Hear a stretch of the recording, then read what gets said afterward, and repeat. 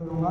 आज के हमारे मुख्य वक्ता हमारे मंदिर में उपस्थित आदरणीय आचार्य मनोज प्रसाद जी से वो मंच पर स्थान ग्रहण करें। आदरणीय आचार्य जी।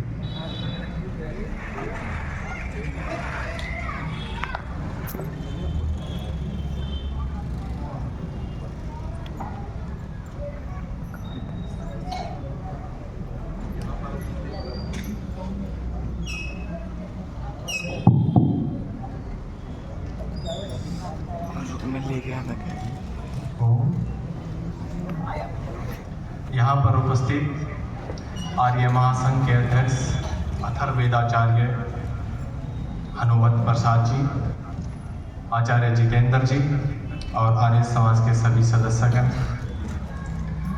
वैसे मेरे पास जब उपाचार्य जी बैठ जाते हैं मैं तभी चकने लग जाता हूँ, और आज तो अथर्ववेदाचार्य उपाचार्य जी बैठे हैं, फिर भी मैं प्रयास करूँगा अपनी बात रखने का। मैं अपने आपके मध्य अपनी बात रखूं, उससे पहले 3 बिंदुओं पर हम विचार करेंगे। एक छोटा बच्चा खूब खेल कूद करके घर आता है और घर आकर कहता है, माँ माँ मुझे बहुत ज़ोर से भूख लगी है, मुझे जल्दी खाना दो। और माँ ने बढ़िया टिंडे की सब्जी बना रखी है, देसी घी में 2 चपाती चोपड़ी और बच्चे को दे दी। लेकिन बच्चा कहता है, माँ माँ मुझे मैगी नूडल्स दे दो, मुझे ये अच्छा नहीं लगता।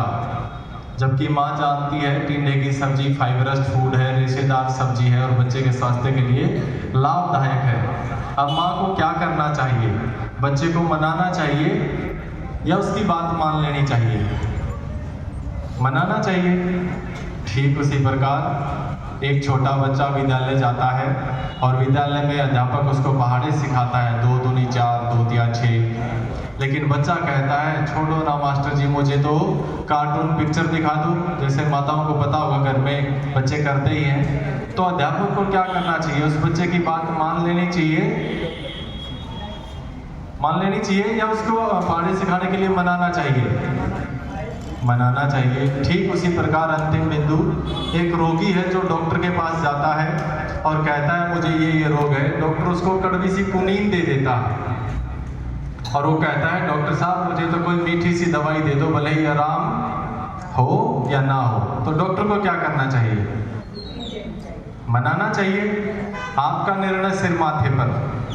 एक वक्ता जो होता है उसको क्या बोलना चाहिए, जो वास्तव में अच्छा हो या जो आपको अच्छा लगे? वास्तव में उसे वही बोलना चाहिए जो गुणकारी है, लाभदायक है, जो जरूरी है। इसी को जानते हो, महाभारत में जब महाभारत में जब समझ में नहीं आती तो दुर्योधन को समझ में नहीं आती तो वो कहते हैं, पुरुषा बाहवो राजन सत्तम प्रियवादिनः अप्रियस्य तु पथ्यस्य वक्ता श्रोता च दुर्लभः। इस संसार में आपको मीठा बोलने वाले बहुत मिल जाएंगे, सब ठीक है जी, सतवचन महाराज, मजा आ गया जी। लेकिन अप्रियस्य तु पथ्यस्य, जो कड़वा तो हो लेकिन लाभकारी हो, वक्ता श्रोता च दुर्लभः। ऐसे वक्ता भी और श्रोता भी आजकल समाज में देखने को नहीं मिलते हैं। आइए, आज का जो दीपावली का पर्व संसार भर में मनाया जाता है, मुख्यतः 2 बातों से प्रसिद्ध है संसार में। एक तो श्री राम आज 14 वर्ष का वनवास के उपरांत राक्षस राज रावण का वध करने के उपरांत जो अनार्य हो गया था, जिसने उस समय बहुत उत्पाद मचा रखा था, जिससे उस समय बहुत हानियां हो रही थी, तो उसका वध करने के उपरांत अयोध्या नगरी नंदीग्राम पहुंचे थे। और दूसरा, आज ही के दिन ऋषि दयानंद का भी बलिदान हुआ था। उन्होंने भी राष्ट्र हित में अपने प्राण त्याग दिए थे। तो ये मुख्यतः 2 बातों से संसार में प्रसिद्ध है। तो हम सब श्री राम से जुड़े हैं। मैं 2-3 क्वेश्चन आप लोगों से करना चाहूंगा, क्योंकि हम श्री राम से जुड़े हैं, होना चाहिए, पता होना चाहिए इन चीजों का। अच्छा, जो रामायण आदि काव्य है उसमें कुल कितने कांड हैं? कोई बताएगा? रामायण आदि जो काव्य है उसमें कुल कितने कांड हैं? आयुष, आप बताओ। हाँ, महर्षि वाल्मीकि जो रामायण है उसमें 6 कांड हैं और जो रामचरितमानस की है उसमें 7 कांड हैं। हमें महर्षि वाल्मीकि की रामायण पढ़ना चाहिए। दूसरा, हनुमान जी कहाँ के रहने वाले थे? और क्या करते थे? हनुमान जी कहाँ के रहने वाले थे और क्या करते थे? हनुमान जी किष्किंधा नगरी के रहने वाले थे और राजा सुग्रीव के दरबार में मंत्री थे। अच्छा, श्री राम को जब वनवास हुआ उनकी आयु कितनी थी? कोई बताएगा? 37 वर्ष।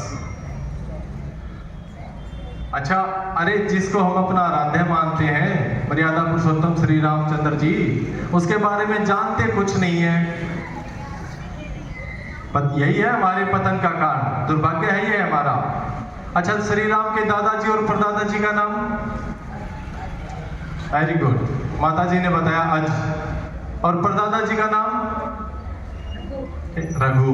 हम कहते भी ना, रघुकुल रीत सदा चली आई, प्राण जाई पर वचन ना जाई। अच्छा, कौन से मास में वनवास हुआ था श्री राम जी को? चैत्रा श्री मानम मासम पुण्य पुष्पिता कानना योग राज्याय सर्वोमेव कल्पताम। चैत्र मास में, अर्थात अच्छा ये बताओ, क्या 6.5 महीने पहले आ गए थे क्या श्री राम? एक तरफ तो कहते हैं राम उद्वीर ना विभासते, राम कभी 2 बार नहीं बोला करते। जब माता कैकेयी ने उनको बुलाया और उन्होंने देखा आपके पिताजी बोलने की भी स्थिति में नहीं है, वो दुखी हैं, वो कहती हैं, अभी उन्होंने कारण नहीं बताया, उन्होंने कहा कि तुम्हारे पिताजी इन कारणों से दुखी हैं और वो चाहती है तुम एक कार्य करो। वो कहता है माता जी मैं तैयार हूं। वो कहती है कार्य बहुत कठिन है। वो कहते हैं रामो द्विर ना भी वास्ते, राम कभी 2 बार नहीं बोला करते, उन्होंने जो कह दिया तो मैं अवश्य ही वचन का पालन करूंगा। ऐसे थे हमारे श्री राम। अच्छा ये बताओ, दिशाएं कितनी होती हैं? दशानन किसे कहते हैं? दशानन 10 सिर। इस ऐसे तो फिर राजा दशरथ को भी 10 रथ लगाने पड़ेंगे कि नहीं पड़ेंगे? उस समय राक्षस राज रावण की 10 दिशाओं में गूंज थी। 6 तो हमें मुख्यतः याद है कि नहीं है? पूर्व पश्चिम उत्तर दक्षिण ऊपर नीचे। और कोनों से लेते हैं तो आग्नेय नैऋत्य वायव्य और ईशान। 10 दिशाएं थी। 10 दिशाएं होती है और 10 दिशाओं में उस समय राक्षस राज रावण की गूंज थी, उसके आतंक की गूंज थी। हम सबको ये चीजें याद रखनी चाहिए। अच्छा, एक लाइन गुनगुनाई जाती है हर रोज प्रतिदिन मंदिरों में, मंगल भवन न मंगल हारी, धरुषो दशरथ अजर बिहारी। इसका अर्थ बता दो। जो बच्चा बताएगा उसको 1100 रुपये इनाम मिलेगा। मंगल भवन अमंगल हारी, धरुषो दशरथ अजर बिहारी। जानते हो, यही है हमारे पतन का कारण। हम श्री राम को मानते हैं, श्री हनुमान को मानते हैं, लेकिन जानते कुछ नहीं है। ये दुर्भाग्य है हमारा। हमारे देश में एक राजा अश्वपति हुए हैं। उन्होंने अपने राज्य में घोषणा की थी। जानते हो क्या घोषणा की थी? नामेस्ते नो जनपदे ना कदरियो ना मद्योपहा नानार हितारग्नि ना अहा विद्वान ना श्रेणी कुतहा। कि मेरे राज्य में कोई भी चोर नहीं है, कोई भी कंजूस नहीं है, कोई भी ऐसा व्यक्ति नहीं है जो दूसरों के हित के लिए अग्नि ना जलाता हो, अर्थात यज्ञ ना करता हो। कोई भी व्यभिचारी नहीं है, और व्यभिचारी नहीं होगा तो व्यभिचारिणी तो ढूंढे ही नहीं मिलेगी। और जानते हो श्री राम का राज्य तो इससे भी उत्तम था। और श्री राम को हम मानते जानते, उनकी बातों पर चलते तो हमें आज ये दिन ना दिखने पड़ते। आज हमें अपने बच्चों से धन छुपाना पड़ता है। छुपाना पड़ता है कि नहीं पड़ता है? और ये लाइन गुनगुनाई जाती है, राम नाम जपना, आगे बोल दो। इसका सीधा सा मतलब है, या तो हम राम को नहीं जानते या श्री राम के प्रति हमारी कोई श्रद्धा नहीं है। महर्षि वाल्मीकि श्री राम के गुणों का उल्लेख करते हुए लिखते हैं, रक्षिता जीव लोकस्य धर्मस्य परिरक्षिता वेद वेदांत तत्वज्ञो धनुर्वेदे च निष्ठिता। अर्थात श्री राम सब जीवों की रक्षा करने वाले थे, धर्म की भी रक्षा करने वाले थे, वेद वेदांत तत्वज्ञो उनके मरहम को जानने वाले थे वो, और धनुर्विद्या में तो वो बहुत ही अधिक प्रवीण थे।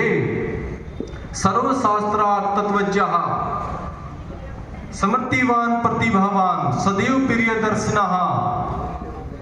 साधुर आदि आत्मा विचिक्षण सर्वा विगदः। श्री राम के जीवन के गुणों का उल्लेख करते हुए लिखते हैं कि उन्होंने विद्या के जितने ग्रंथ थे वे सारे पढ़े हुए थे, बहुत अधिक प्रतिभा संपन्न थे वे, और धैर्य में पृथ्वी के समान थे। ऐसे थे श्री राम, और लोग उनसे मिलकर खुश हुआ करते थे, उनसे मिलने के लिए तरसते थे। ऐसे थे श्री राम, और आज हम सब ने श्री राम को ही भुला दिया है। यही है हमारे पतन का कारण। मैं चाहता हूँ कि हम सब लोग दीपावली मना रहे हैं। दीपावली का मैंने बता ही दिया था, मुख्यतः 2 कारणों से मनाई जाती है। तो आज हम श्री राम को याद करें, और आचार्य जी हमारे मध्य में हैं, आचार्य जी प्रकाश डालेंगे।